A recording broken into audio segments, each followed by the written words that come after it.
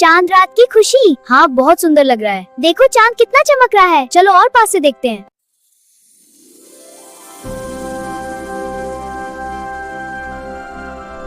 देखो मेरा लैंटर्न। वाह कितना सुंदर। मेरा भी देखो। चलो साथ खेलते हैं। हाँ अस्कर। चंद रात का वक्त था। बच्चे बाहर आए और चंद देखने की कोशिश करने लगे।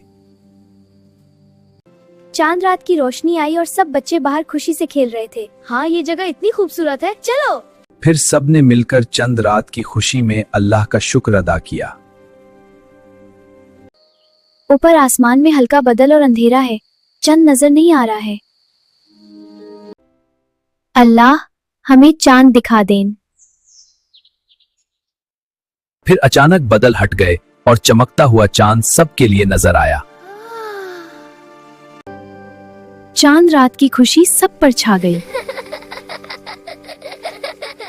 दोस्तों, अगर आपको ये रमजान की कहानी पसंद आई हो तो लाइक जरूर करें। कमेंट में बताएं आपको क्या सबसे अच्छा लगा। और हमारी अगली प्यारी रमजान कहानी रोजे में पानी पीना चाहता जरूर देखिए।